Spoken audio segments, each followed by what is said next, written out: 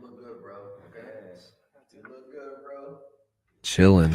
Yeah, you know. Hello. Yeah, I got me. Yeah. You turned us back up now. What are we talking about? Wait, we live now? Talking about Yeah, we're live. how good Juan looks today. Do I? Yeah, I got a fresh cut. Talk fresh about that fade. fresh. How often are you getting that haircut? Juan? Weekly. What about you, Serge? Sergio's paying you too much. Serge, what do you mean, bro? Serge, you got the fresh fade too. What are you talking about? Oh yeah. But definitely not weekly for sure. Dude, if I don't get a haircut weekly, I'm like, man. You're mad? Yeah, I'm mad. Why? Look good, feel good, coach good. Oh, okay. You know what I mean? Man, you can that. add that play good part now. You good. You good. Oh man. Well, it's been a minute, guys. We were just looking back right before we went live, and I think the last time we had you guys on was in April. Oh, okay. Yeah, so April of 2024, and we're almost into 2025, which is pretty wild to think about. A lot has happened since then. Yeah. Yeah, it's nice. So I'm going to tell you guys one time during this episode, talking to those beads, Juan, pull that thing a little bit, or Sergio. Yo, talk to. Yeah. There it is. Yeah, I'm good to go. And you're good to go. We live. Cool. And Serge, if you feel like you need to take that mic out, you can. But if you feel like you're be able to stay close to it, All right. So that's Yeah, it. there you Yeah, go. that's where you need to be. Want to scoot your You can chair scoot up? your chair up. Boy, you need to get in there. Yeah. Get in there. Y'all in there. cool. Oh my gosh. What's been going on, fellas? Man, working. Working. You know, that's Man. what we do. No doubt. Did you guys watch the college football playoff announcement? Yeah. No, I haven't. No. Colby, how are you feeling right now? Oh, Carolina didn't make it? Is that what you're talking No about? comment. I mean, no comment. we knew that was gonna happen. We did. It was Their championship was what, 2 weeks ago? And we won. And we won. And we won. I'm a Carolina fan, so Y'all gotcha. y'all beat us into the championship, so we'll take that. Hey, but I don't know how y'all go and win the ACC. Are you a Clemson fan? Yeah. Yeah, I won the ACC championship. We won last night. I know. Saw it. I was Oh, like, you watched? I watched. Living through us, I see. Almost lost. well, how about MSU or SMU, dude? They're The good. first season ever of being in the ACC and making it to the ACC championship. Yeah, that's good. I mean, that's pretty wild. And then they won the American last season. So Yeah. I mean, just to almost win the ACC, win the American. I mean, Down to the last second. Just like Texas too. I do. A lot of people are kind of hating on this. How a lot of teams are joining these different conferences and kind of like how the landscape of college football has kind of changed. But I mean, if you look at it, Oregon in Pac-12 last year, first year in the Big Ten, number one seed, win the Big Ten. I mean, that's a Pac-12 team right there. SMU, they were in the American League. Texas. Texas, Big 12, now in the SEC, competing for an SEC championship. So, all this talk about SEC or nothing, I feel like a lot of these teams are kind of stepping up and letting you know that the rest of the country's here. We here, you know. Yeah. But what else has been going on this weekend? Colby, I know that you had a festive day yesterday, yeah? Oh, yeah. We got our Christmas tree up. Nice. We got a real Christmas tree in a new house. Well, the new house over the summer, but it's our first Christmas in this house, so we're excited about it. Nice. I Yeah, love it the is smell exciting. of a good tree, man. We love it too. It's crazy. Real question: did you put it up by yourself, or did your wife help? I put the tree up, Mm-hmm. and then she helped. Okay. Because I gotta hold it, and then somebody's Yeah, gotta man. like make sure it's straight and level and everything like that. I don't like how Juan tried to do you. We're live right I now. Mike, do y'all do a real tree? Nah, man, fake. Dude, same. Yeah. I ain't got Yeah. that much time. Dude, it's a lot of time. It's a But lot of work. kudos to you, Colby. We though. love a real tree. Yeah. Kobe, you be you. Yeah, Keep going yeah, on. I will. Beyond and beyond. I like it. I will. I think I'd have a real tree if I worked at home. Maybe. Yeah. You could take care of it, water it. Yeah, water it properly and all that. You could vacuum all the needles up that fall Yeah. They constantly. don't fall if you water it. He's getting all defensive over Yeah. here. It's just moving it in, moving it out. That's when all the needles So, go. what'd you do yesterday, Dave? Shoot, yesterday. Basketball games, Yes, we or one? started. Let's talk about basketball real quick. Let me hear it. All right, so the little boys, the little 5-year-olds, they had a basketball game yesterday, and I think we had a little bit of false hope from the weekend before because they played pretty well the weekend before, and then we showed up. And I swear we played like the upstate's church AAU basketball team Yeah. for 5-year-olds. So it was funny because at this age we were talking about last week, they don't keep score. So if McLean scores, it's 2-2. if they score, it's still 2-2, right? Or every time they score, it goes. Anytime anybody scores, They both both get teams points. get both points. get points. So it's always a tie the whole game. whole which game. Is, Oh, wow. so it was kind of funny. So It's we whack, played. bro. We played what? this. That's whack, bro. So the other coach apparently did not get the memo of that's how it goes. And so within the first 2 minutes, this guy calls timeout twice. He's like, because they scored, right? And it was 2-2. And he looks at the scoreboard and he's looking at his 5 assistant coaches on the sideline. I'm You not serious? kidding. No, Yeah. this guy literally had like 5 coaches on the sideline. All those coaches and did Yeah, the rules. and they're all looking and he's like timeout. You could see him addressing the ref, and the ref's like, yeah, I mean, that's how it is at this age group. Yeah. And 2 minutes later, they score again. Timeout. What's going on with that scoreboard? It's so funny. It was- Dang, man. Because It he was called pretty funny. timeout to talk to the refs, not to talk to his team or anything like that. It was Right. to call timeout to talk to the refs. about the score. About the But score. now we ended up. I mean, I would have been so confused. Yeah. Saxon, Yeah. he went up for his first shot. And the thing is, I'll say this. This is the only thing I'm going to say about this basketball game because I was my son Saxon. Now looking at me, I'm not the biggest person in the world, but Laura's side of the family has tall, big genes. Yeah. So Saxon kind of got that. And Saxon is 5 years old. At his last appointment, I never thought I would say this, but I have a son as of right now as a 5-year-old in the 90th percentile for height and weight. Okay. Yeah. He's our number 5 on the basketball team. Oh man. The tallest guy, they probably had 3 guys on their team, and Saxon was up to their shoulders. Yeah. I'm Way like, if taller, yeah. Saxon's in the 90th percentile, then these guys are like in the insane. 200th percentile. Yeah. They're the same age as him? Yeah, well, they might be 1 year I older. don't know, but- Okay. but it was kind of fun. I was like, damn, like Kids are these big. kids are yeah. big. Well, That's that crazy. age group is K4, kindergarten, and then first grade. Got it. Yeah. But Saxon's in kindergarten. Saxon's in kindergarten. So it's just 1 year older, but Yeah. still, it's not that much of a. We'll gap. post a picture on Instagram of Saxon doing the jump ball. It was pretty funny to see. But Was it a jump ball? Yeah, no. They got anyways, the 5-year-olds got smoked, but No, we tied. that's right. That was a tie. Oh, that's nuts, man. We But- tied 28-28. Yeah. But it was Guess what the real score was? We call it normal score in our house. 28-0. 28-0. We didn't score. We didn't score a point. Oh, my Yeah, God. Saxon went up for his first shot and got smashed right in his face, and that was it. He wasn't going back in the paint, bro.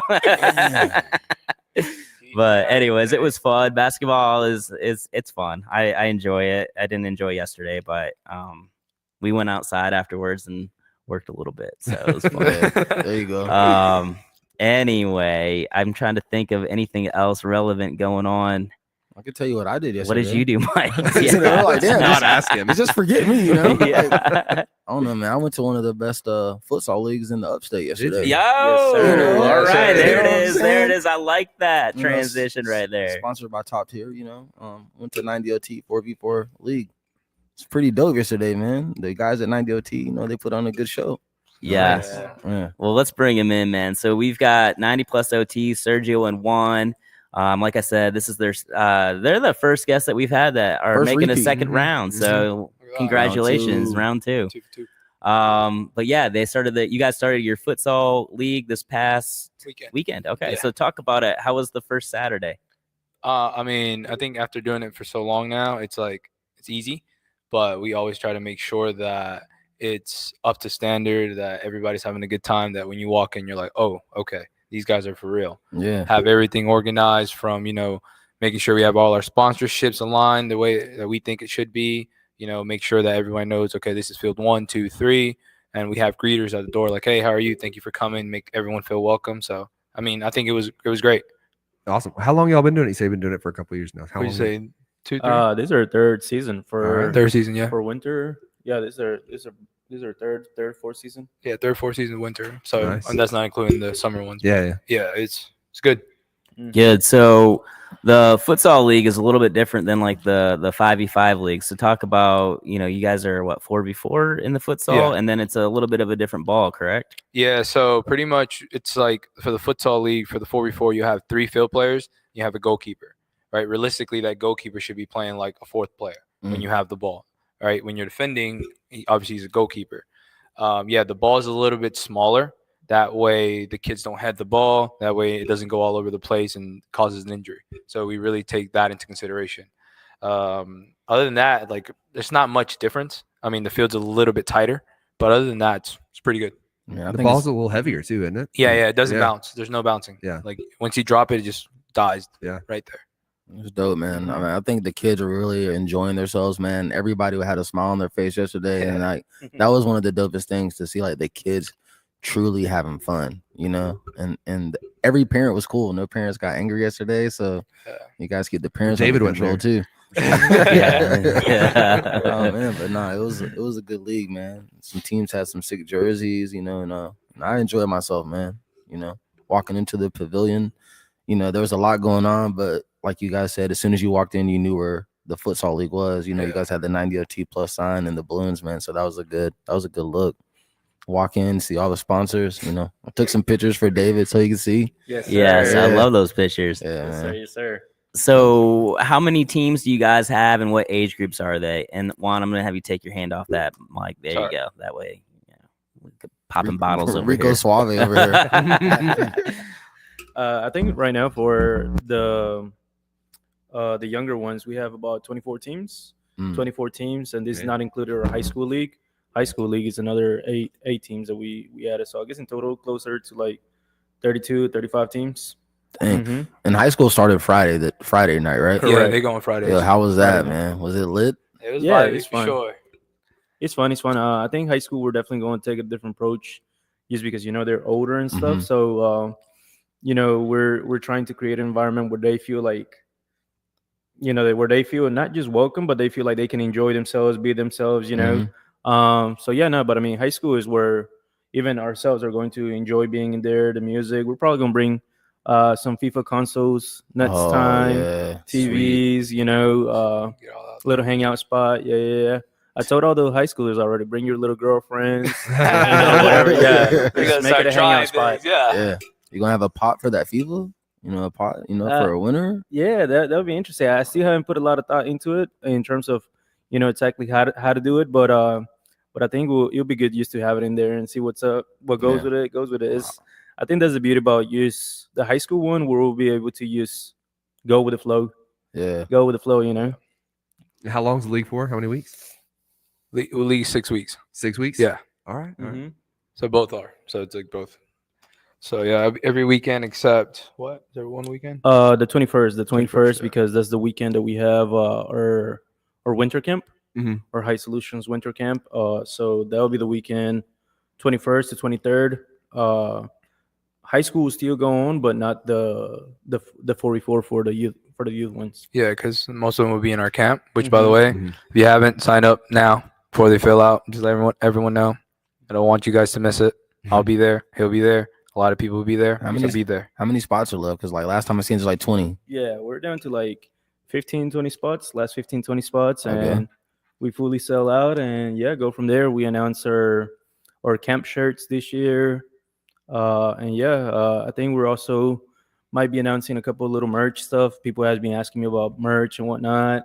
Yeah, I want that so, yeah. hoodie you got on. Yeah, I was fired in. Yeah, I saw that too.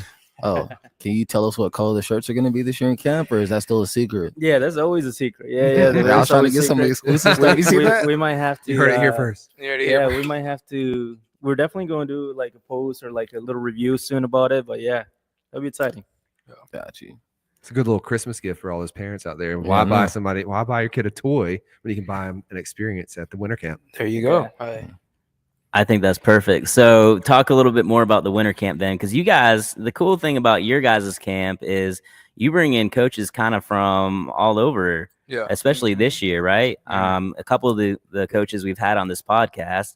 So talk about who all is going to be there. Do you guys know what age groups each coach is going to be coaching yet, or have you guys yet to decide all that? So in regards to the ones that have been announced so far, right, they will be there like Ezra. What was it we announced? Brendo, they'll be there. We're still gonna announce two more for sure Okay, cool. this week. In regards to which age group they're gonna have, I will sit down and see which one fits the best for the group.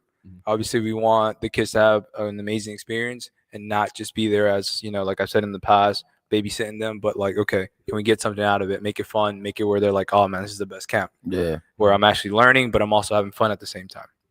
What is your goal with the camp? Is it like as far as like teaching aspect? Like what do you want the kids to learn to get out of the camp the most? Is it like mental, technical? Like what do you guys want them to get like I think the both. most? I think for us, I think for us, it's like making sure, okay, technically it's the day's topic they get, Mhm. right? So for example, if day one is turning, okay, Yeah. make sure they understand that, right? And then mentally, it's like, okay, can I? Number one is I don't know some of these kids here, but can I still perform?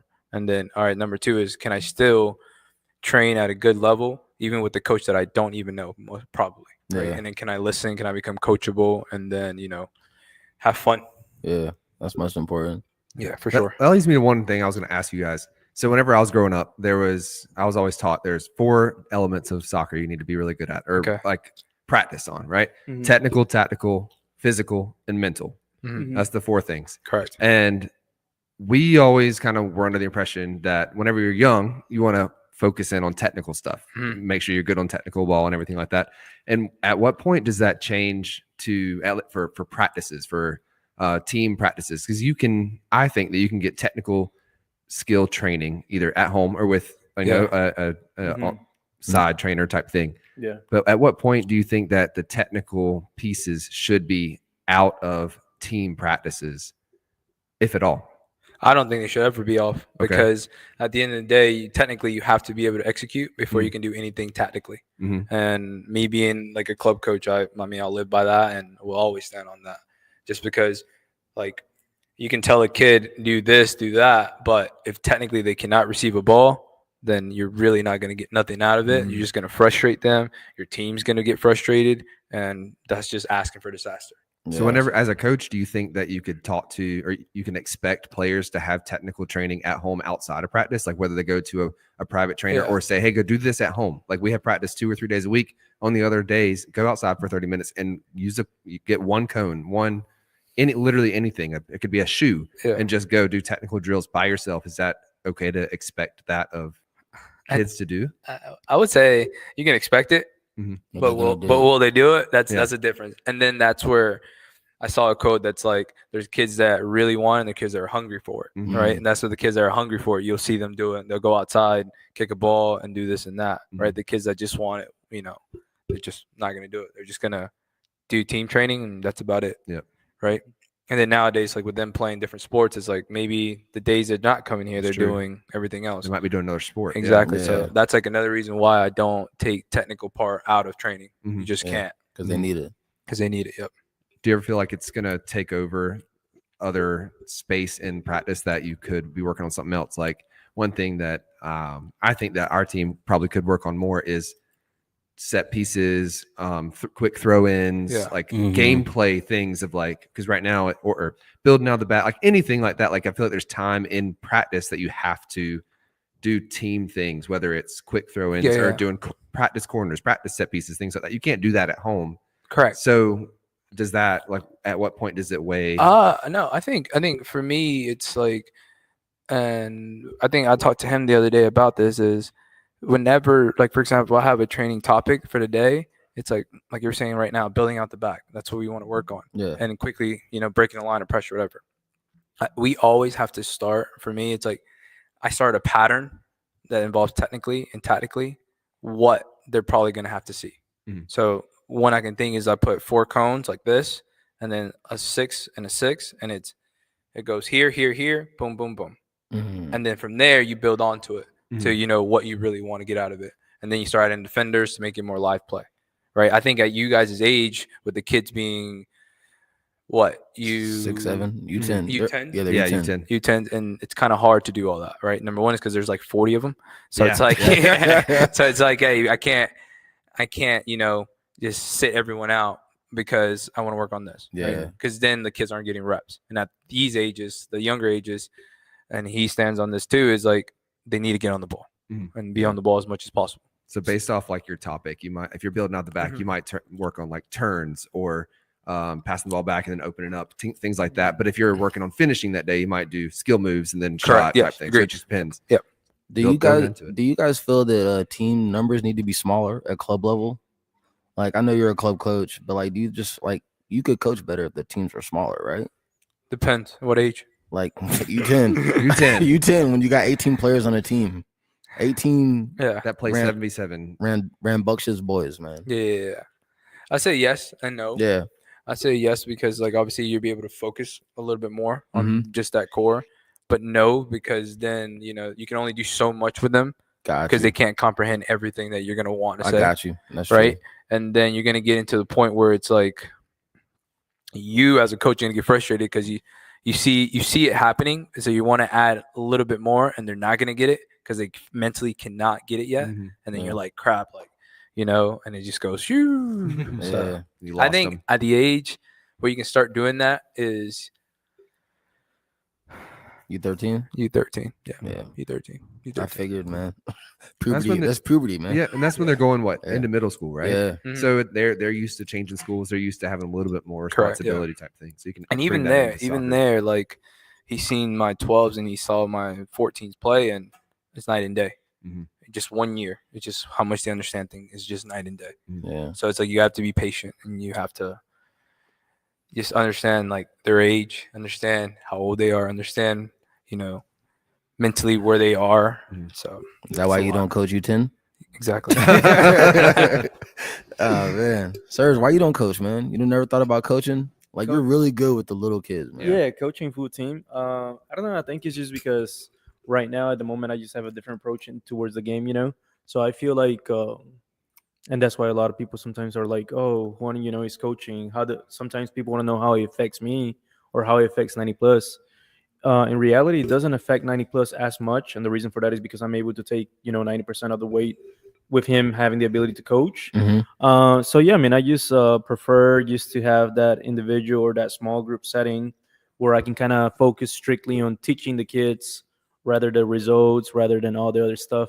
Definitely say that when the time is right and when I feel like I'm at a certain place, I would definitely love to coach a small team, young kids.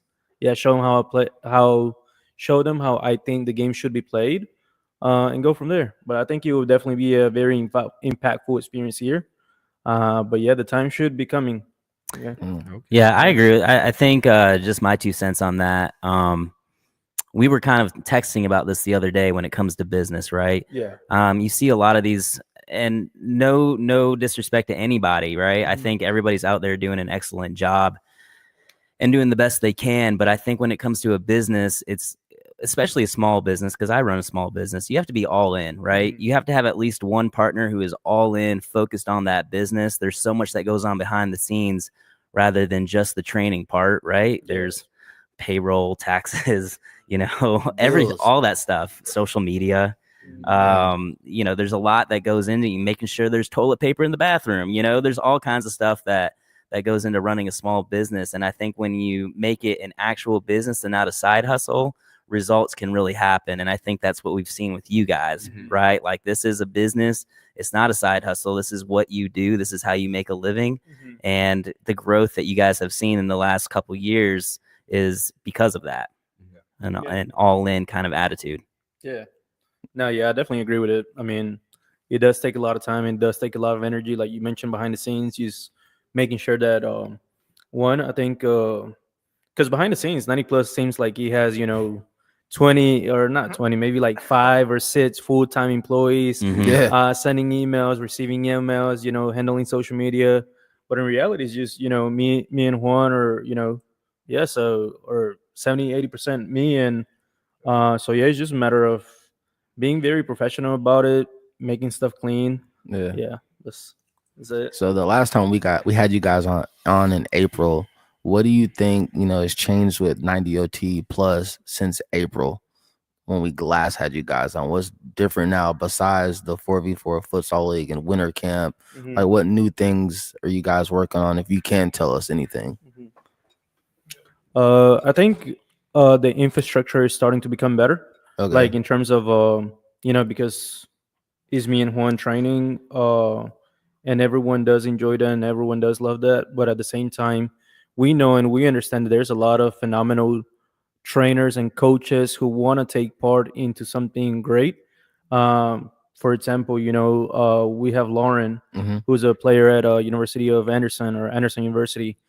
She helped us coach throughout the summer. We have Yeah. Coach Micah, who is a national champ at Bob Jones. Yeah. He helped us coach as well. You know, we have Coach Hayden, who play for Triumph.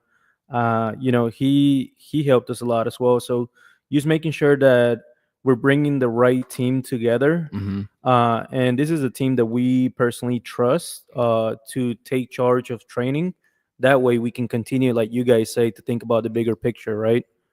So that has definitely improved. This winter, like you guys are going to notice it this weekend, you know, we might be giving a job responsibility to a couple of the guys in there. Like Coach Ezra is going to be back. We might giving people more responsibility into the leagues and the camps.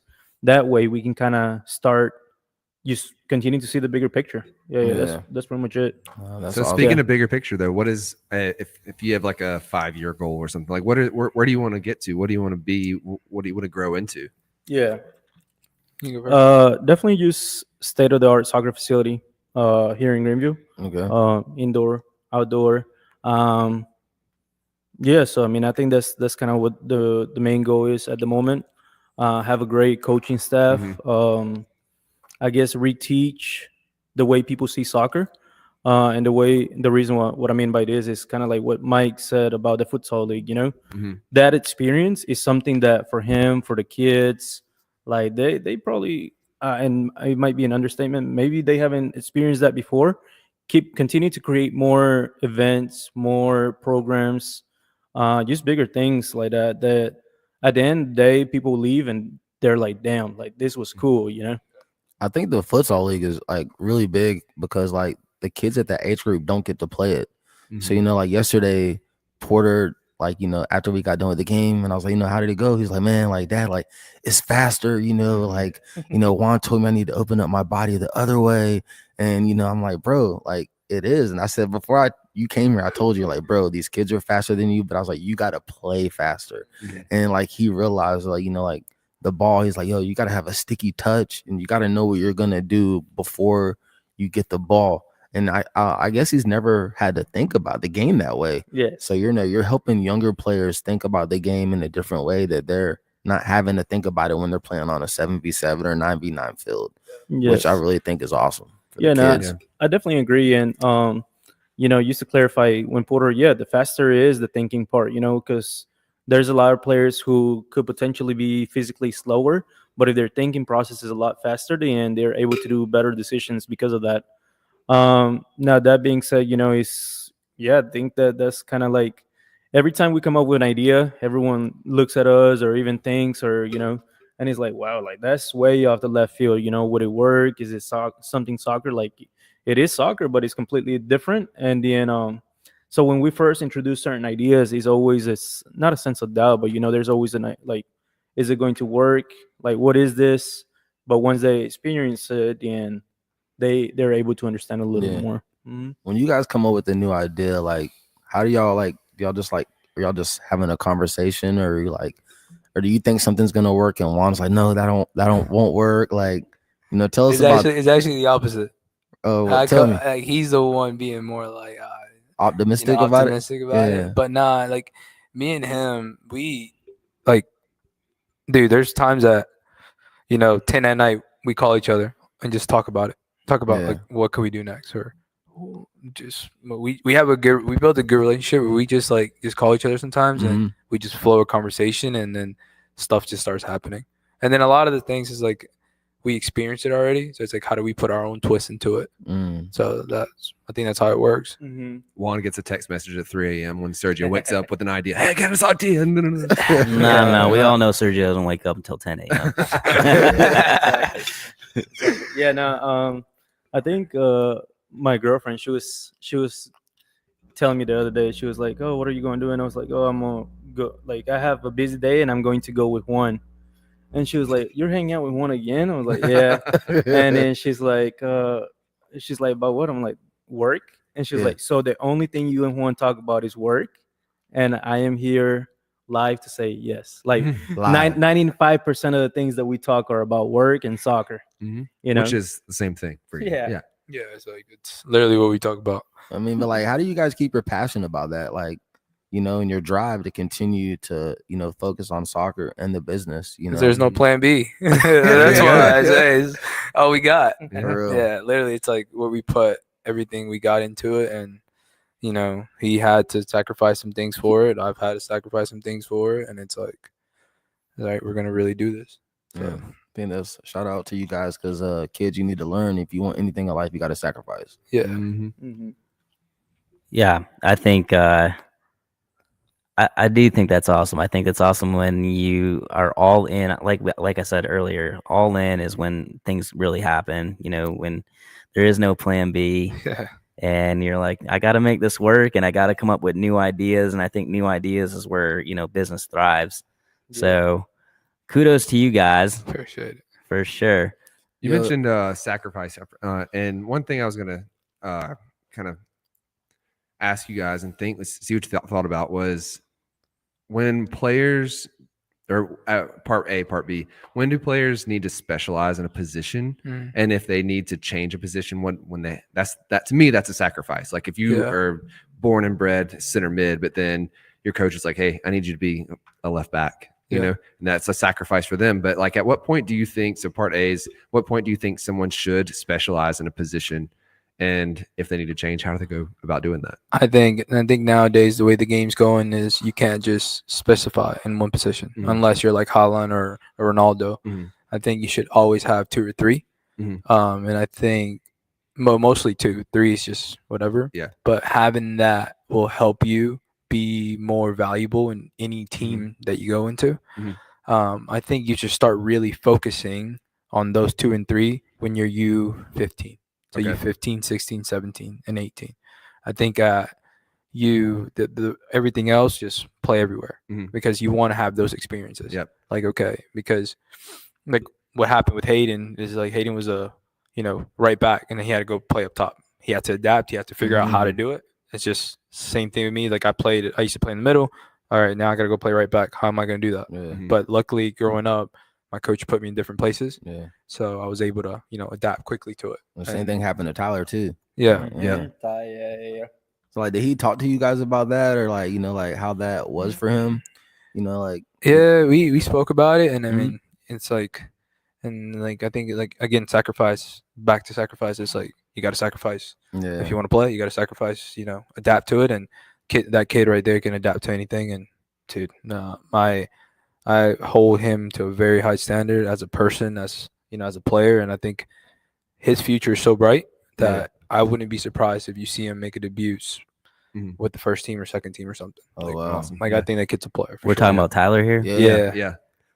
Speaking of Hayden, he asked us a question on here. He said, "Ask them, are they going to miss me?" Smiley face. Tell Hayden that I miss him. Yo, man. So he's not with Triumph anymore, you know. And I was like, "Yo, where are you going?" And he's like, "Can't tell you that." Yet. You know what I'm saying? So he said his goodbye on Instagram. I saw that. I saw that. Yeah. Touchy. Nah. Yeah.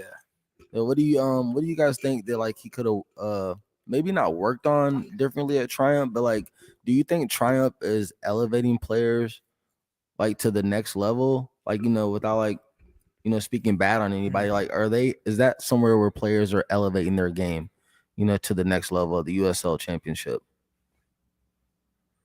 Go ahead, Warren. I know that's a little, you know, hard question. I mean, yes. Like they had an example of God. I forget how to say his last name. He was there with them, and then ended up going to a championship team in Florida.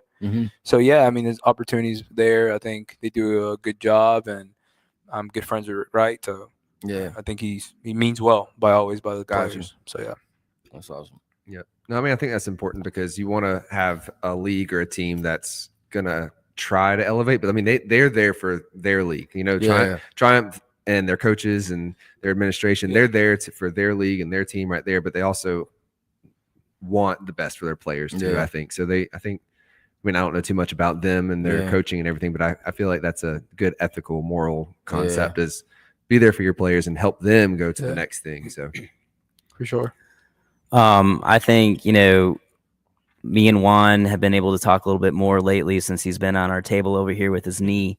And We coming back, don't you worry. yeah, well, dude, you're doing so good. I'm like proud of you, man. I'm seeing you out there and moving around and drinking that protein in the gym, bro. But hey, one thing that we talked about is, both of you guys have a lot of connections in the soccer world, and it just keeps growing, right? Yeah. Which is really cool. You've got coaches from different levels texting you, being like, "Hey, I need this type of player, this size, this weight, this position, this eye color." I'm just kidding, but I mean, they're very specific, Yeah. right?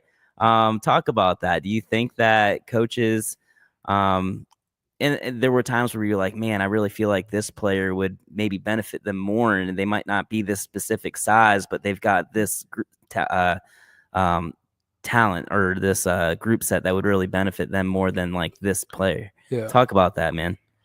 I mean, I think a lot of them, it's like they look at, they have like a profile of what they want in players, and that's what they like. And, obviously sometimes they might ask for this player, but you think this player is better. But if they want this player, they're going to go to the grave with that and take him, unless this player is like unbelievable. So, I mean, that's just, they go off a player profile of what they want, what the club wants to be like. So, at the end of the day, kind of got to respect it. So, yeah, I mean, that's kind of going back to my question of like having a specialized skill or specialized position. I mean, don't get me wrong. I think that you should be a good all around player. Like you should be able to play anything, but at a certain level or at a certain time, it's advantageous to be the best defender on the team or be the best striker on the team. Like it's a dependable thing. Yeah. So, I mean, that's kind of like what you're saying. Like they might want something, but you think they might have somebody else, and you can just tell them that, I guess, whenever you have that conversation, like you're asking for this guy, but hey, this guy has a specialty of this that I think could benefit you too. Yeah, which you can. I mean, I've had those conversations with some people. I won't disclose who, but it's just like they're like, yeah, but it's not my decision. It's like it's the higher ups' decisions, and it's like they're the messenger. Don't shoot the messenger. Yeah, it is what it is. Yeah. Do you think kids need to specialize in one sport? Because like a lot of kids now are specializing at a very young age. Do you think that's a good thing, a bad thing? Like, what do you guys think? The kids need to play more sports, or do they need to stop? Like, so it goes a little bit of that's a not a trick question, but that's one of those questions where we had previous camp coaches that have even opened up about playing basketball until the age of 12 and then changing to soccer. I think we cannot allow soccer to take the whole idea of them being kids and experiencing different things about being kids. So that being said, that's where we truly care for the players more than players. We care for them as little humans. So that being said, I don't necessarily think they have to specialize in necessarily one sport. They can go and try different sports. They can go ahead and try different experiences. Now there are certain players, and you will be able to tell some players like this guy is a soccer player from the age of 5 years old. He's a soccer player, and I mean he can go and try a different sport, but at the end of the day, you're a soccer player. Yeah. So that's kind of how I think about it.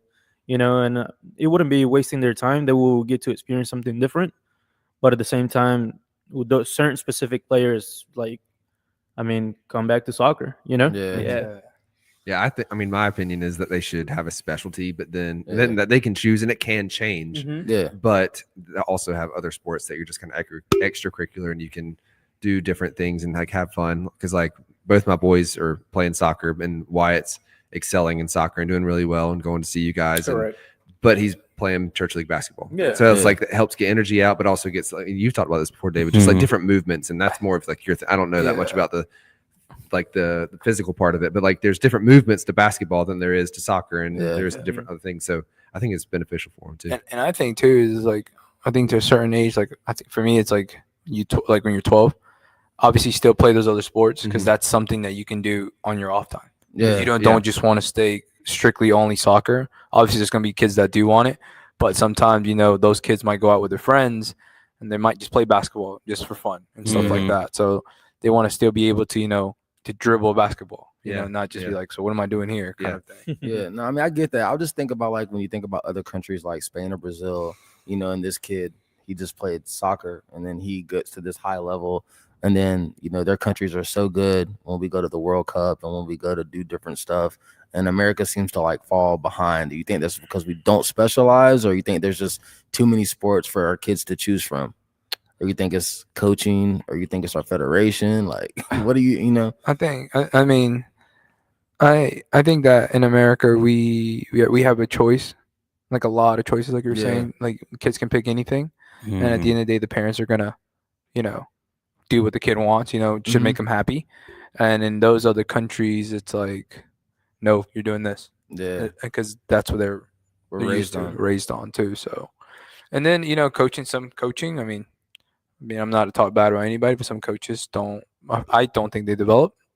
I mean, I'm not saying anyone or anything like that, but I've seen like some in America. in America, like in Gotcha. America, Okay. like traveling and stuff. I've seen some guys that just care more about the result, and I'm just like, if they win now, what about when they're 18? You know, it's like, So like, as you being a coach, like I know you want to win, but like at that younger age group, do you feel like developing is way more important than winning? yes, And but 1,000%. 100%. Even though A like billion percent. I'm very competitive, Yeah. and sometimes I'll be honest, like I'll To a get fault. to a fault. Like I'll get to the point where I'm like, oh, I'd rather win. Yeah. But then I have to like reel myself back in and like, Yeah. hey, okay, this is for them to get better. So when it matters, they're ready to go. Yeah. I mean, I'm taking some beatings because I'm like, okay, I gotta do this, let everyone go, when I could have easily just kept certain people in, and but I didn't. I was like, it's more about. So how did that help you Developing. develop as a better coach? Because that you had to sacrifice right Yeah. there again. Yeah, sacrifice. I mean, it's helped me because like which one? Wait, which what? Like with coaching, like getting better at coaching, like you had to sacrifice. So you want to win the game, but like that made you feel like that makes you a better coach because you're like, I'm developing these kids so they can be better players for the future. Correct. Yeah, because then those kids, right, and then those kids later on, they're like proper players, and they're like, oh, what, like blah blah blah blah. And I'm like, yeah, I mean, it's part of it. You gotta show them. How do you have that conversation with parents, or what would you say to parents right now that are listening? Like that, hey, because parents get mad if they don't win. Yeah, they're spending a lot of money, and you talk about development, and some parents see that, but some parents want the win. Yeah, I think it's those are difficult conversations you have to have.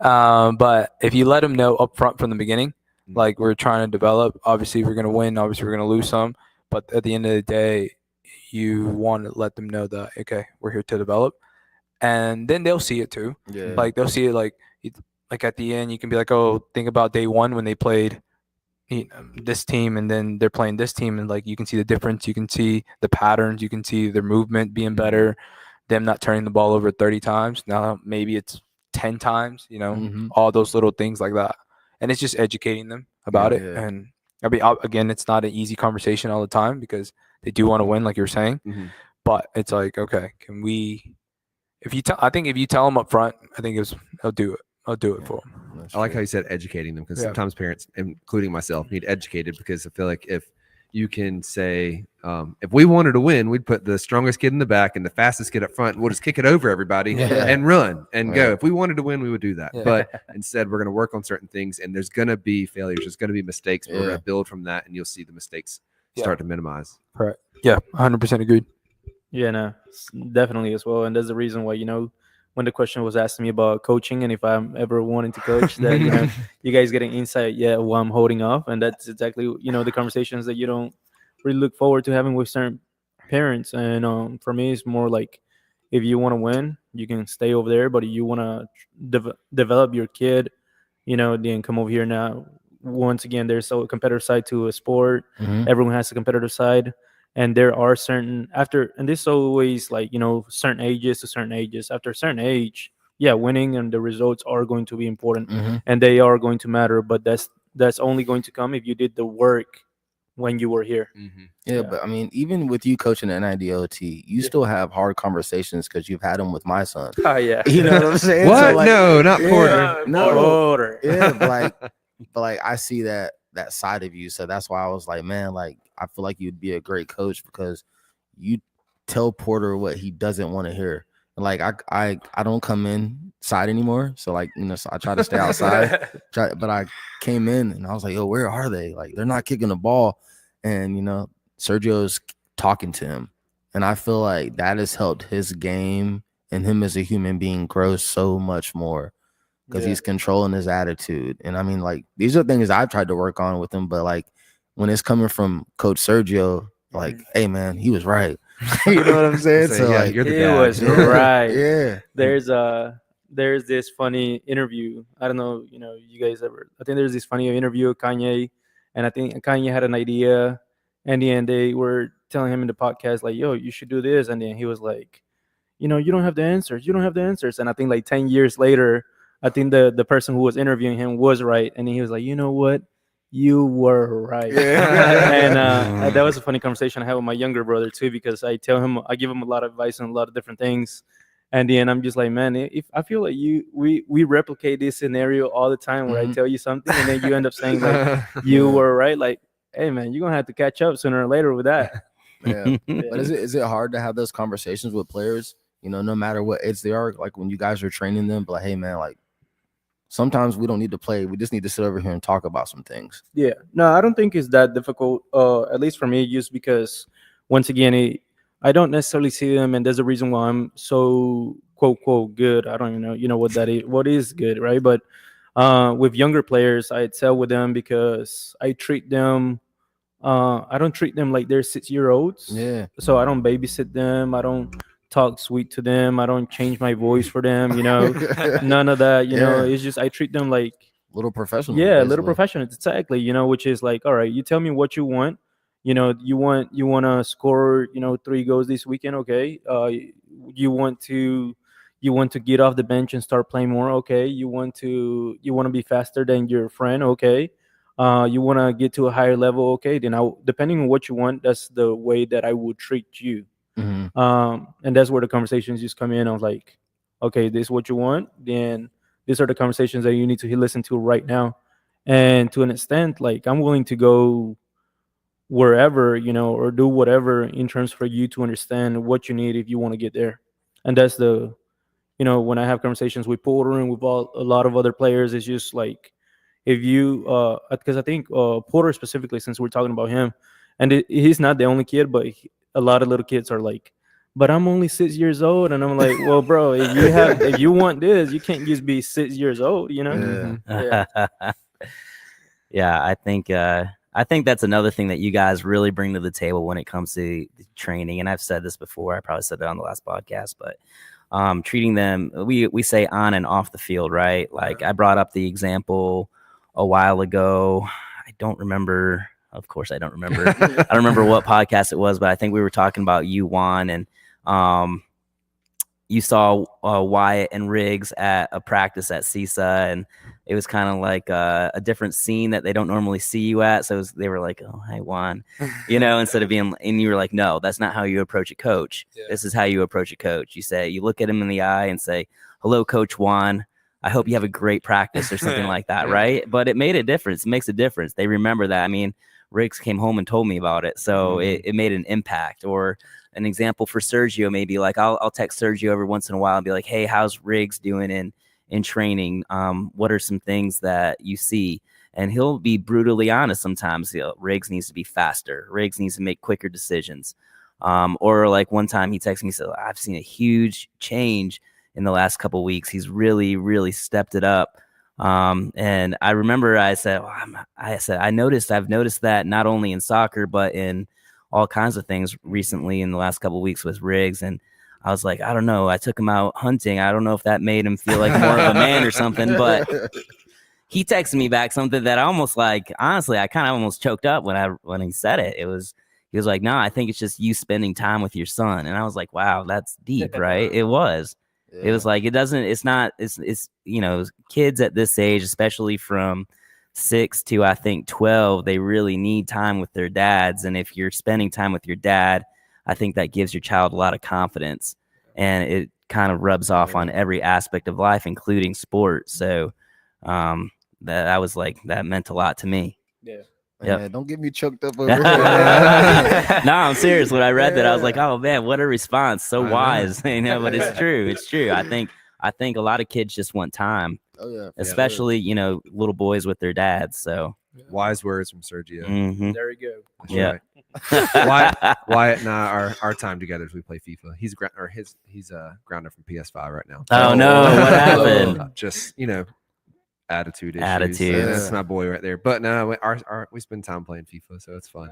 Speaking of FIFA, man, y'all get any coaching ideas off FIFA, or like, is it good for a kid to play FIFA? Like, can they learn the game that way? Go ahead, Juan. I suck at FIFA. For real? I'm horrible. Hey, Juan, how old are you? 26, Yeah, bro. Hey, it's supposed to be in your prime. Dude, I'm so bad. Nah, but I think they can learn, right? Because they can see different things, and I mean, he's better at speaking about this than I am because I suck at it. I don't play video games that much. No, you don't have time. Yeah, that too. I didn't spend enough time with my son Juan in FIFA. That's the reason why, that's why he's a little behind, but he'll catch up hopefully. I do think that I think soccer is kind of like an art, and it's everywhere and anywhere you're willing to see it. So that being said, you can learn about soccer everywhere, and there's a reason why I didn't say, you have to specialize in specific sports, because maybe you can see soccer through a specific sport. I love basketball as well, and you can always definitely see like the patterns, the triangles, the movement of the ball through basketball as well.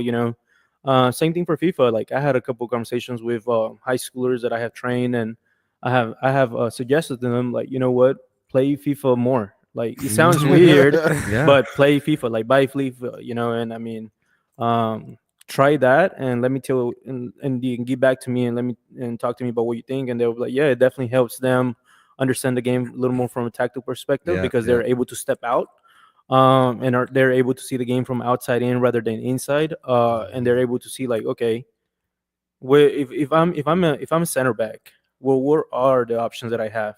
And after I do those options, where exactly do I move next? So yeah. No, that's exactly what Wyatt and I do whenever we play, and it's all about tactics. I mean, he doesn't know that, but I talked to him, and he used to, whoever had the ball, he would dribble the whole field, and sometimes it'd be his center back, and I'm like, dude, I'm about to go score on you. You know why? Two reasons. One, your center back has the ball and he's dribbling everybody. He is not your best dribbler. He doesn't have skill moves. He's not good at that. Yeah. And then two, when he dribbles up all the field, I'm going to take it. And then guess what? You don't have in the back, the defender. So I'm going to take it the whole way. So we've had conversations like that of like, all right, well, who's open? Like, what's the best decision? So we talk about decision making and tactics whenever we play FIFA, which is kind of cool. But he likes it. He enjoys it, and it helps him on the field, I think. Oh, that's good. I mean, Yeah, it's like interactive live film. It really is. That's what it is. It is. Yeah. We don't have film. We don't film his games. Film games, yeah. No, I'm excited. I want to. I want to watch it. One of those things. What are they called? The VOs Trace or something. VO Trace. Yeah. Either one. I think you can buy them like as a team or as a group. I'll look into that, guys. We need a sponsorship. Yeah. No, but we don't watch film. So I mean, that's to me the second best thing is doing it on TV. My kids love a screen. Oh, for sure. All kids do. Yeah. I had a question, like, so you guys do coach boys and girls. Like, which one learns faster? It just depends on the player? Do girls learn faster than boys? Girls learn faster. Yeah. Yeah, girls learn way faster than boys. Yeah. Dang, man. Our boys are gonna be stupid forever. No, I mean, it's probably just because girls can focus a lot more than boys. Yes. And B, I think you see that across the board in all sports. Like when you look at a girls' basketball game, it's very fundamental, right? Yeah. I mean, you speaking of triangles, there's a lot of ball movement between the triangles, a lot of chest passes, bounce passes. You'll never see like a behind the back pass or something like that, right? Like it's very fundamental basketball. And I think that's probably the same thing for soccer. I mean, when we were playing that girls team, what was their names at 360? Hermanators. The Hermanators. I mean, they were extremely fundamentally sound. Sophia and that's my girls. That age group. Yeah. I mean, the reason they were winning was because they were fundamentally sound. I mean, their passes were perfect. Touches were perfect. Everything was perfect. It wasn't because they were like, it's not like they were technically super savvy with the ball. Yeah. I could tell you one thing. So like about that, Porter complained more about playing the girls than he did like Chapita and them team. Like I'm like, yo, they passed. He's like, no, the girls, man. The girls were on us, man. Like they were physical too. I liked it.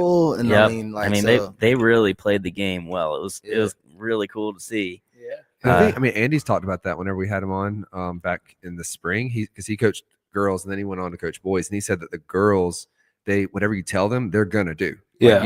If you tell them to do it once, they'll do it, and that's what their focus is exactly what you say. Whereas the guys, sometimes it takes them a little bit longer to do it because they want to score the goal, or they want to do the skill move. Whereas the girls are like, no, I'm gonna do what coach says. Yeah, talking about that, it's like because the team that you guys played, I coach majority of those girls, and it's like, for example, I'll have them on Friday at 5, and then I have that same age group, 2015, at 6, boys and girls. So the girls go first and the boys.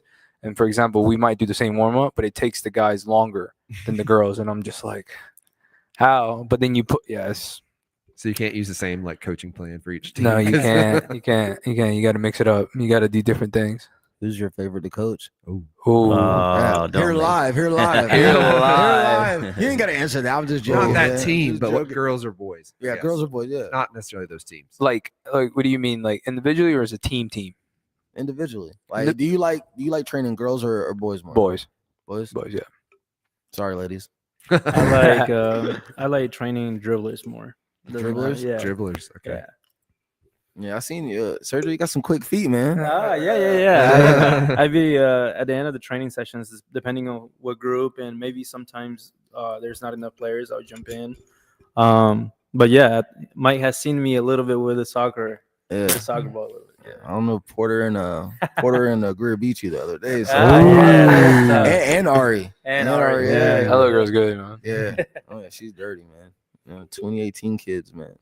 Yeah. 2017 kids. Yeah. So I mean, you guys are seeing like a lot of these little kids, 5, 6, 7, 8-year-olds. Are you guys excited for the future of soccer in the upstate? You think you got some little ballers coming up? Yeah, there's some players at their age. I'm like, how are you doing that?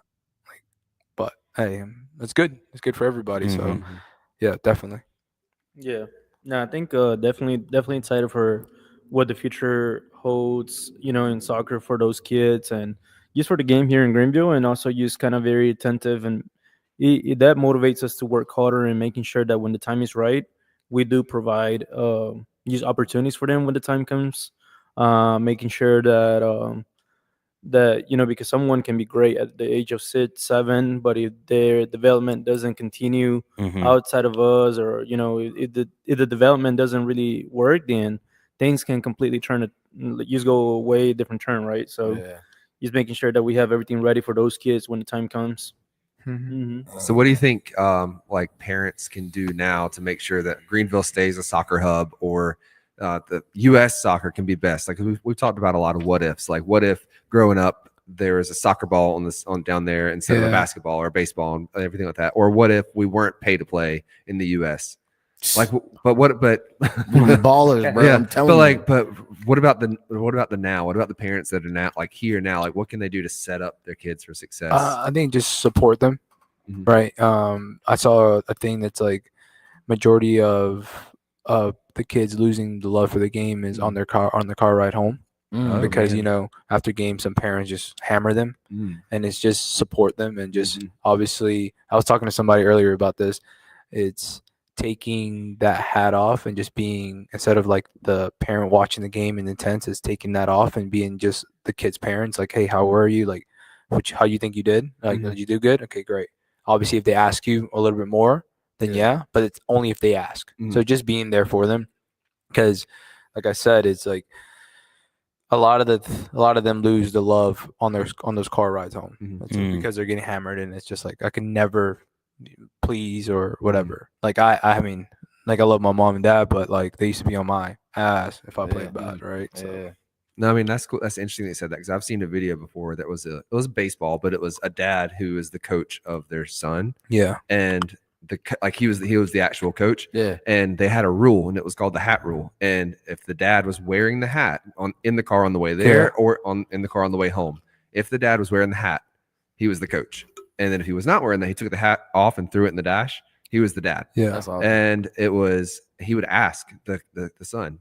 He would say, "All right, do you want hat on or hat off?" So but it was like a physical reminder, so that like whenever the hat was on, it was coach feedback. This is what you need to do better. This is what you need to do. This is where you did wrong. This is then he took the hat off and he's like, you played great today. Like he had a whole different Yeah. mindset. Correct. And I thought that was a cool, really, really cool concept.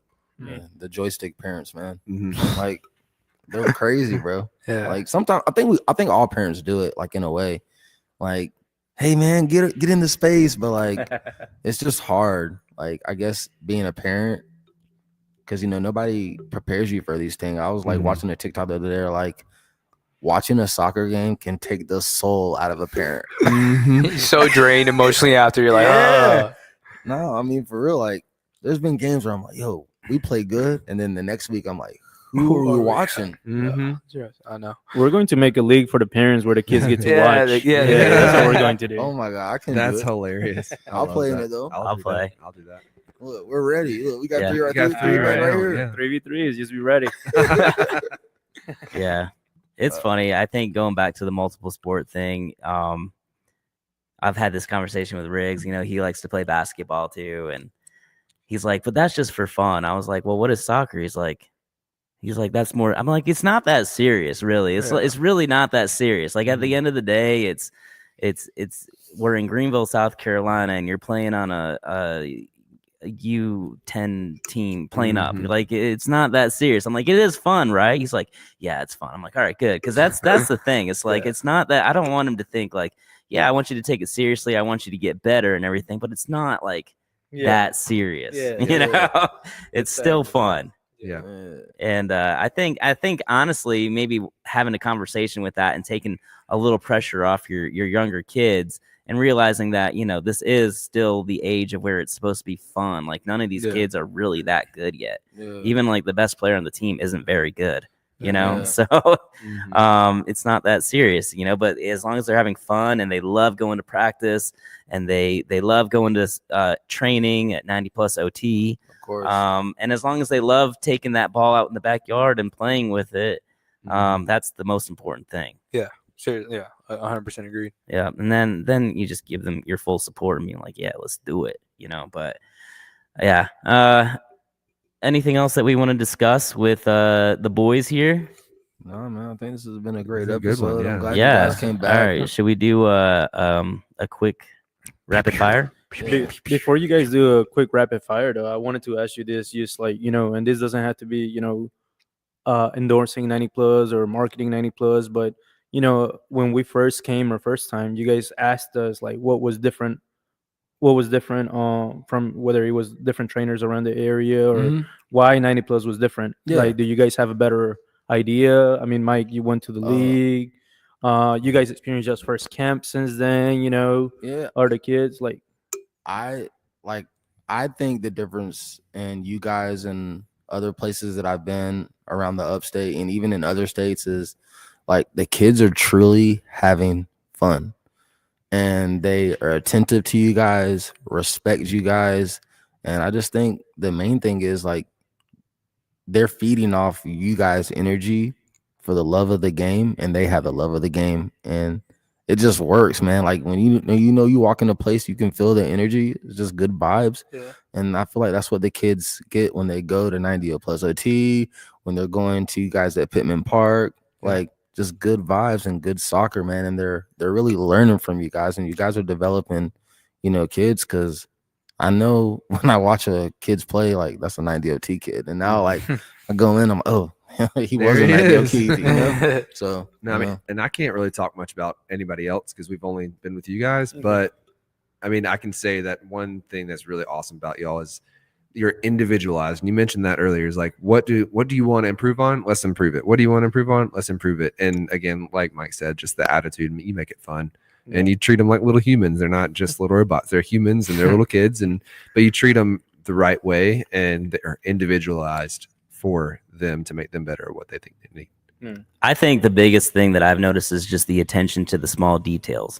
I think the small details in anything is what really makes all the cracks full.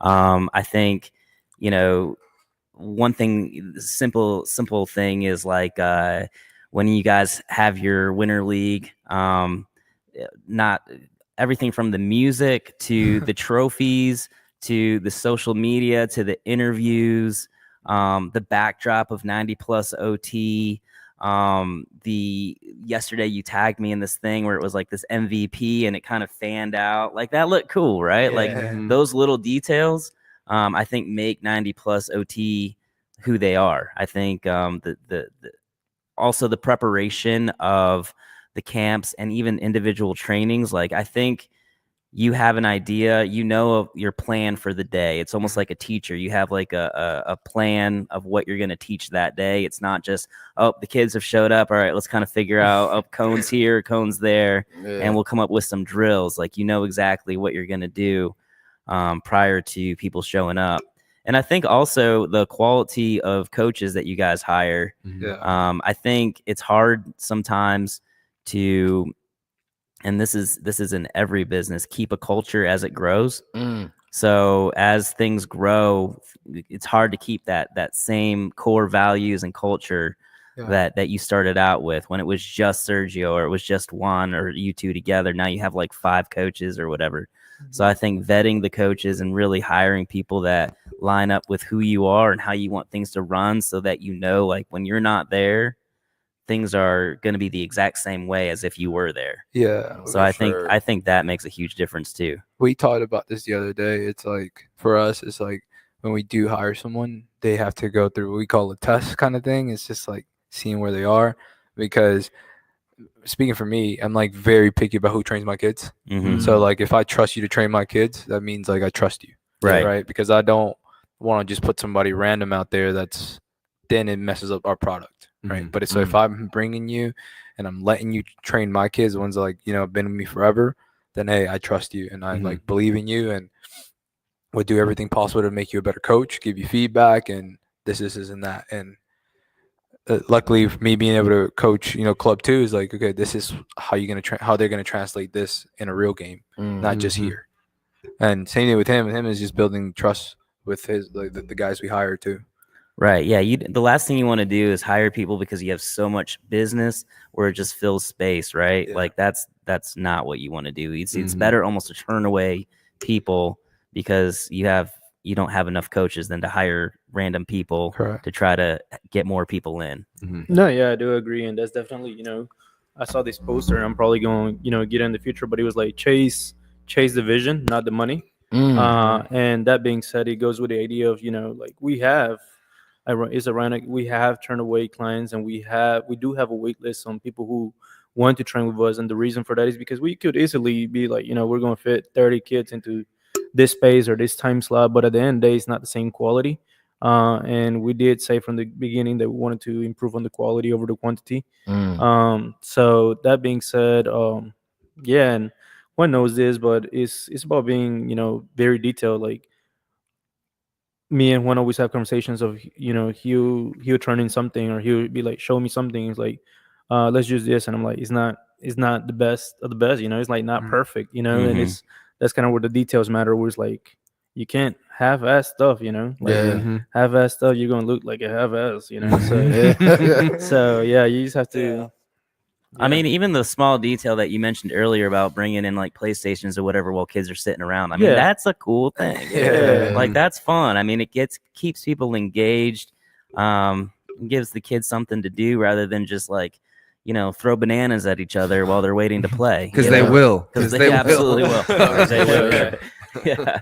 So yeah, I mean, I think, like I say, we are super grateful that you guys have partnered with us. I think it's a match made in heaven. Heaven. And you know, I appreciate you guys, even with Apogee, sending your athletes to us, or you know, me, Ryan, and you know, all these players. It's really fun to work with some of these athletes. So that being said, you guys ready for rapid fire? I'm ready. I'm ready. Let's do it. All right, let's do it. I want to know what you. Dang, I almost stole your question. You better not steal my question. All right, I'm gonna let you go first. All right, go first. All right, this is for both of you individually. I almost stole that for real. You better not steal my question. I told him what my question was. What you want for Christmas? What do I want for Christmas? You can go first. I don't know what I want for Christmas. I'm going to do marketing. Use me like a 90+OT more merch. I guess. Okay, that'd be great. Yeah, I don't know. I mean, I think just be able to spend quality time with my family. since always being busy and being going and going and going, just be able to sit there with them, have dinner, and not worry about having to be somewhere. Not worry about this guy. Work. I know, or getting a cut. Yeah. Ben had the cut scheduled. What are you guys doing when there's no work, no soccer? Like, It's impossible. yeah, that's a tough one. Like I said, 95% of our time is dedicated to work and soccer and just developing. And if we're not doing that, like, it's one of those things where, like if you have a specific job, like let's say you work in cars, you're done, Mhm. and you go home and you get to spend time. But not for us. For us, like the work goes with us all the time. So maybe if we're not doing soccer working, maybe we're watching soccer games or Yeah. or watching FIFA. Not doing Gotcha. something. Yeah, just thinking about what could have been better in that session, or what could have we done better, or things like that. Like do that all the time. Hey, you want your kids to go to 90 plus? Man. All right, here's a question. All right, you wake up tomorrow and $50 million is sitting in your bank account. Okay, and you have to pick one of these four. We'll call these simple luxuries, right? Okay. Like it's something that you could do right now if you wanted to, but you don't. You just don't. But if you have $50 million, it's something that you wouldn't even think about, right? Okay. All right. Would you rather have a brand new toothbrush waiting for you every day, a brand new piece of underwear waiting for you every day, a brand new bath towel for showers every day, or brand new socks every single day? Socks for sure. What you want? I don't know, man. I mean, I would say a bath towel. A new bath towel Every day. There's nothing like a new bath towel. Because you I'd can do have a to- lot with those. If you cut it, you can make it into socks. You can brush your teeth with it. I'm Oh, just thinking wow. outside the All box. right, it's going way too deep on Yeah. See that. that? I had to think about it. Love it. Love it. All right, man. Favorite meal right now? I'm on a meal prep, so I guess ground beef, rice, and broccoli. Okay. That's what I'm eating right now. I'm Telling sorry, you. man. He's thinking about the gains over I here. was man. telling you. Yeah. That's great. That's a great question. I don't know. I'll go back. I'll think about that. But when I'm not on a meal prep, I will say it's a bandeja paisa. It's like a Mm. big bowl. Come on, like, bro. Like, You know who I am. I know what that is, bro. Yeah, it's funny sauce. Dude, I just am realizing how uncultured I am. The more some and more seasoning. you ask Hey, these questions. listen, we need to go I'm to so boring when Hey. it comes to food. we need to go to Sasha's one day as a group. Yeah, Yeah. I'd totally down. Yeah. I'm here for it. Like, All right, for so real. now you kind of along the money thing, but it's a mix of his question and my question, my original question, because I didn't like my answer, y'all's answers for that. So all right, you got a $500 gift card. Okay. You can only buy a pair of shoes. What shoes you getting? Because I was looking at David's shoes, and I was like, dang, that's cool shoes over Like there. those, Yeah. like those You got the pants. dunks on? Yeah. All right, so what kind of shoes you getting? You go first one. I'll get probably the Travis Scott's Air Forces. What are they? Air The Forces? Travis Scott's one. What color? I don't know. Olive, black. Black. Oh, okay. Black. Definitely black. Yeah, I like the blacks None too. of the black ones. I don't really know much about shoes, so I think I'll just get those for $100 and I go to the shoe store and I'll see whatever I like. I'm not gonna say I'm horrible with fashion, but there are times that like I have a friend getting married this upcoming weekend, and they ask me like, have I bought a tux or have I bought a suit? You And I'm didn't like, rent nothing? I have not. I have bought zero stuff, so I'll probably buy it. Like she gets married on Saturday, I'll probably go to the store like on Thursday or No. Yeah, I Don't had do to- that, You bro. better I go need to go tomorrow. now, right now, Yeah, bro. right now. What You are better you go doing? tomorrow. Yeah. Tomorrow. Your suit might not come back in time. Yeah, They dude. they gotta gotta fit it tailor to it, you. so- Yeah, Yeah. Oh wow. So Yeah. you tripping, bro? I'm glad you told us, bro. yeah. Keep you on the straight and narrow, man. That's Especially right, the that's right. pants, man. Yeah, you Bruh. gotta pick those out. All right, this really isn't a question, but like, it is a question. What's one piece of advice you can give a youngster this like in between, like, do I want to still play soccer or do I not? Like, what do they need to do? I think sometimes whenever you feel in that way, what I would go into is take some time away from it. Mm-hmm. And then when you start to feel something, just go outside by yourself. See if you sometimes just hitting the wall back and forth and doing skill moves in the air will bring that joy back. Got you. Yeah. Like with me, it's like whenever I felt like, oh, I'm so tired of this, I would just do that. And I was like, okay, we're back. Let's go. Got you.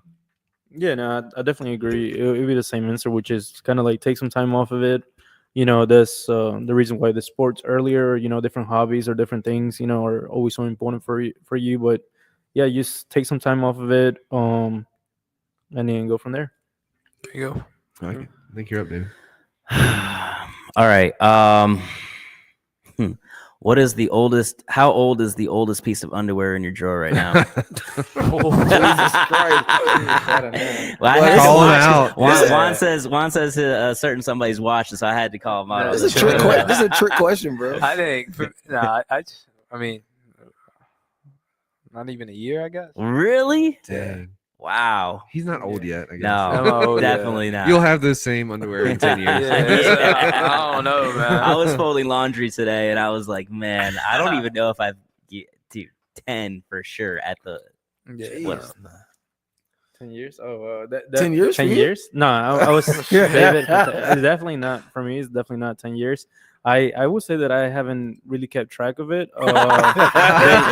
They get lost all the time. get lost, for sure. That's so So, funny. yeah. You guys don't have that one piece of underwear that you're never gonna throw away? No. No. No. I guess I'm alone in this. I'm Yeah, alone. no. That's like the perfect fitting piece of underwear. No. Okay. All right. Maybe a perfect fitting shirt. I had a couple of shirts that I got bigger, I got smaller, I got bigger, I stayed bigger in terms of size, and that shirt still fits, and I like it. So Yeah, there you go. Yeah. Okay, Okay. good. There you go. Alright. I love it. What's your favorite soccer teams right now? It's like a double question. Real Madrid. Real Madrid. I think Barca has been doing great. They're going Yeah. a little bit down, but yeah, Barca for sure. All right. Are you going to any Club World Cup games next year? Yeah, we're gonna definitely try. Yeah. Definitely, and when I mean try, like most likely. Yeah. Make it happen. We're Right? gonna make it happen one way or another. So might have to call in some favors, but hey, Yeah. we gotta right, get that's right. there. Got you. All right. So 5-year plan was sports play or a soccer complex, nice soccer complex in Greenville. Mhm. If you could build it, where would you build it in Greenville? That's a good Ooh, they question. can't. Can't disclose that. You was- can't disclose Can't that disclose one. those. I mean, that's not. I mean, it might not even be on the map yet. No, I got it. Okay. Would you Golden Strip area, Greenville, like downtown? Yeah, that's what. or, Like, where would you go? What's Career, Golden Wade Strip? Hampton. The Golden Strip's like Simpsonville, Oh, Fountain, Simpsonville, Malden. Yeah. Like area wise, like what are your top two places? Yeah. I think this is like with like unlimited money. I'm Yeah, guessing? yeah, Oh, okay, yeah, cool. yeah, Yeah. I Or guess- build your own. Like, I Yeah, mean, yeah, like, okay, cool. Yeah, definitely somewhere close to like the White Horse area for sure. That'll be cool. I think that's somewhat accessible, like close to the exit. I think it's like exit 44 or something like that. Yeah. Or yeah, somewhere in downtown. Somewhere in downtown would be nice. Yeah. Or I mean, third one's definitely the Simpsonville area for sure. Nice. I forget our roots. That's right. That's right. That's Yeah. right.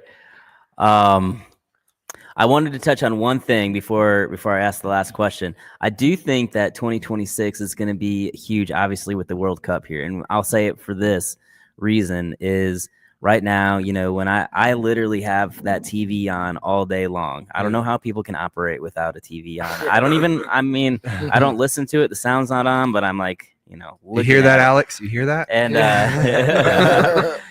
it's probably my ADHD coming out. But I can tell you, I watch Sports Center all day long, and there's zero segments on soccer. Yeah. There's zero segments. It's not in our culture, right? It's not a cultural thing. It's baseball, football, basketball, and that's it. So I think that once we have 2026 FIFA World Cup here, and it's something that they absolutely have to have segments on because it's the biggest event going on in the United States that year. Yeah.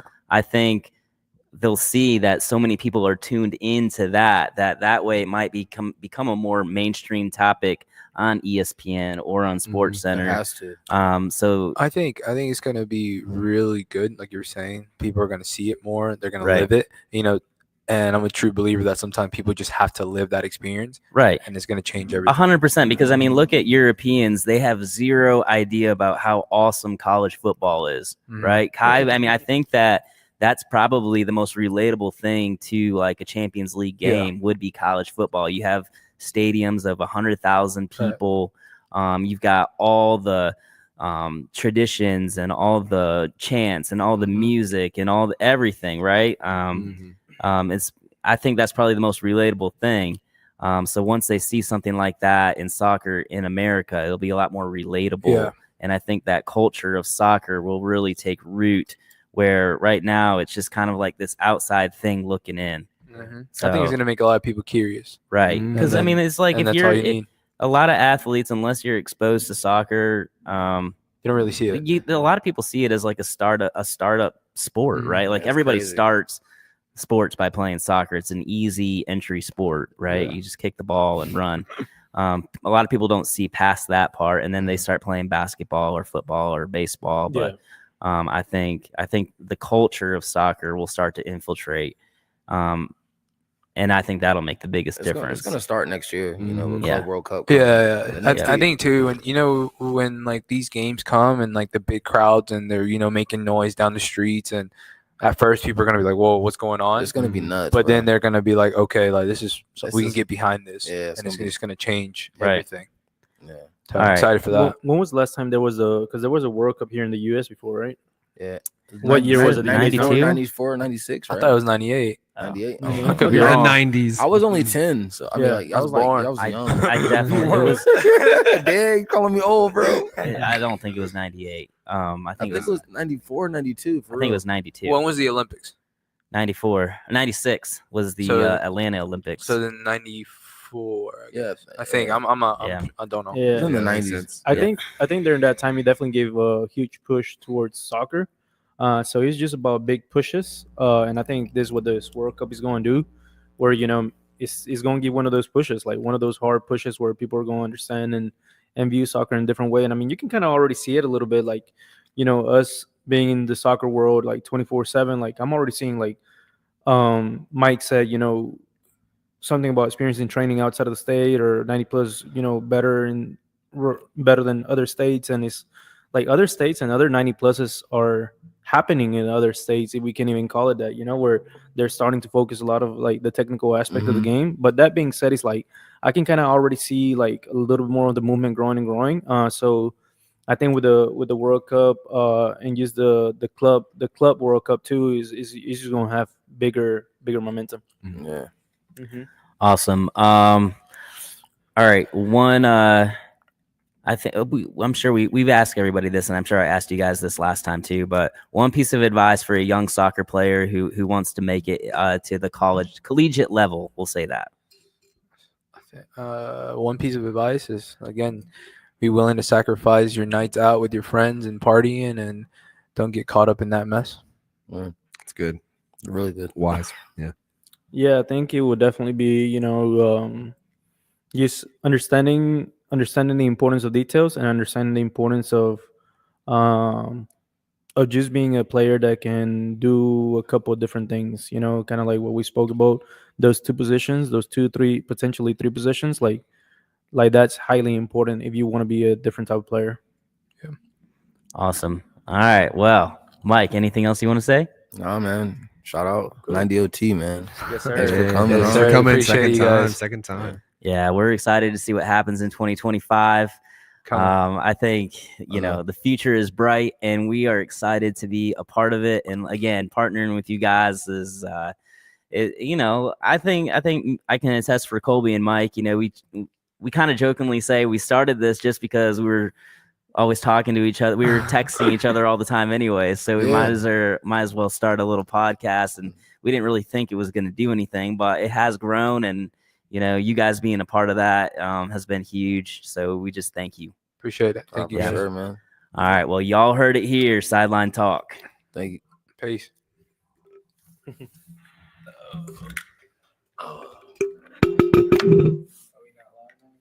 Hang on. Nah, you're still on.